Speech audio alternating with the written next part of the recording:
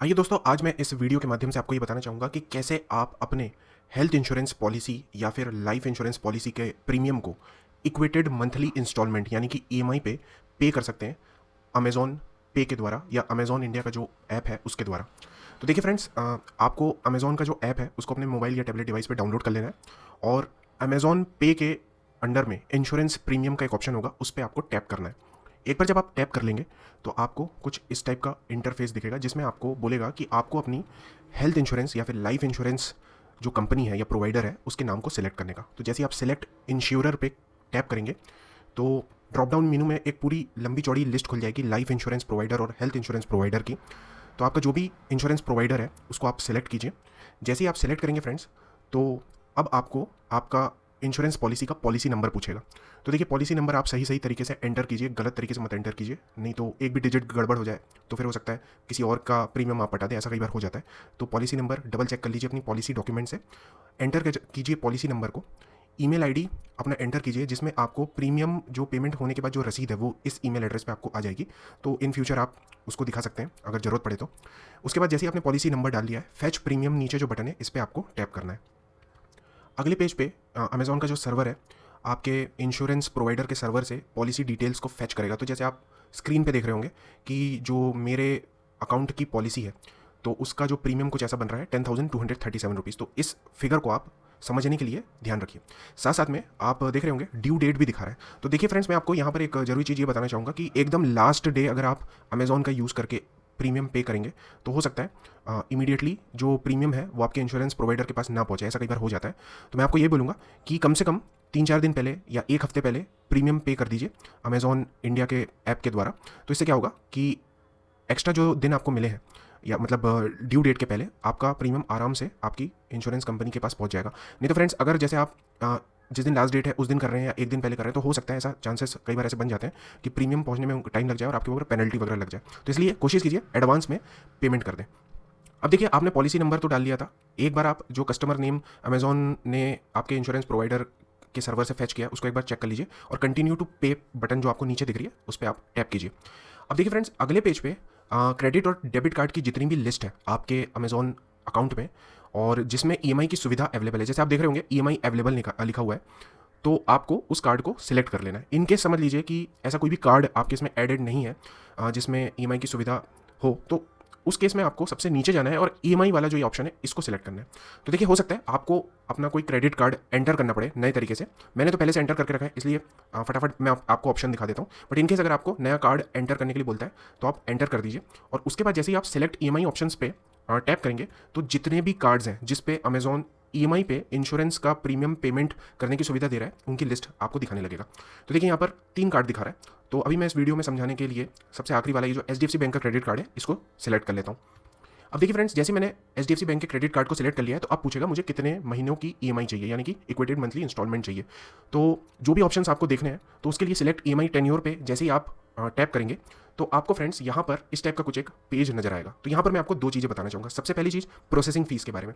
अभी जब मैं ये वीडियो बना रहा हूँ तो HDFC bank 199 rupees extra processing fees लेता है अगर आपको कोई भी खरीद को ईएमआई में कन्वर्ट करना है तो देखिए फ्रेंड्स, अभी जब मैं ये वीडियो बना रहा हूँ तो एचडीएफसी बैंक ले रहा है पर दूसरे बैंक नहीं ले रहे हैं।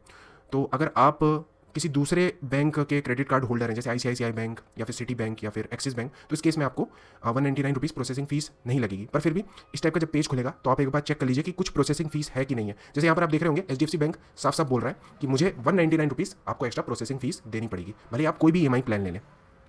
उसके बाद फ्रेंड्स, अब आपको यहाँ पर एक और चीज़ मैं बताना चाहूँगा कि देखिए, आपका जो प्रीमियम था, जैसे मैं बता रहा हूँ अपने केस में कि 10,000 के ऊपर था, तो बैंक आपको उस प्रीमियम को 3 महीने, 6 महीने, 9 महीने में जो पेमेंट करने की सुविधा दे रहा है उसके लिए बैंक आपसे कुछ एक्स्ट्रा इंटरेस्ट चार्ज करेगा इस सुविधा के लिए।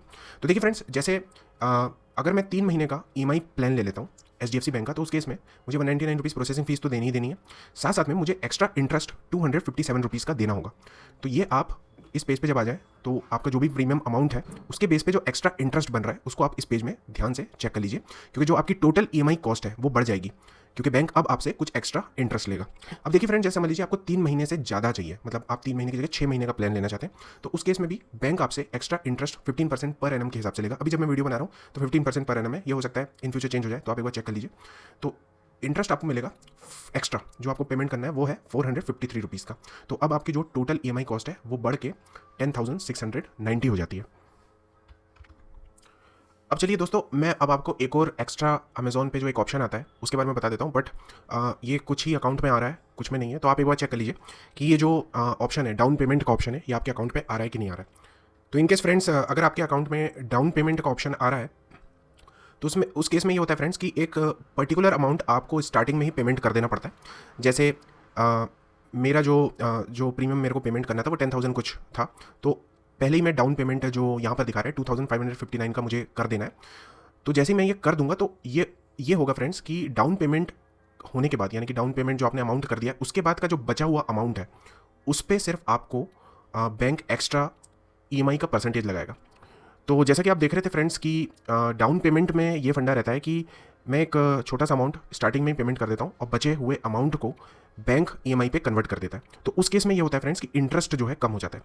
जैसे अगर मैं विदाउट डाउन पेमेंट या नो डाउन पेमेंट वाला ऑप्शन अगर आपको दिखाता हूँ तो देखिए वहाँ पर 3 महीने का जो मैं प्लान ले रहा था, EMI टेन्योर सेलेक्ट कर रहा था, उस केस में 257 रुपीज़ इंटरेस्ट लग रहा था। पर अगर मैं डाउन पेमेंट कर देता हूँ तो उस केस में इंटरेस्ट थोड़ा कम हो जाता है, 193, जैसे आप स्क्रीन पर देख रहे हो। उसके बाद फ्रेंड्स, जैसे समझ लीजिए मैं 6 महीने का EMI टेन्योर लेता हूँ विथ डाउन पेमेंट, तो उस केस में फ्रेंड्स देखिए यहाँ पर मुझे इंटरेस्ट अब लगेगा 339 रुपीज़। पर अगर मैं विदाउट डाउन पेमेंट या नो डाउन पेमेंट वाला प्लान लेता तो उस केस में जो इंटरेस्ट था वो 453 रुपीज़ लग रहा था। तो देखिए फ्रेंड्स, डाउन पेमेंट कर देने से आपका इंटरेस्ट अमाउंट थोड़ा सा कम हो जाएगा।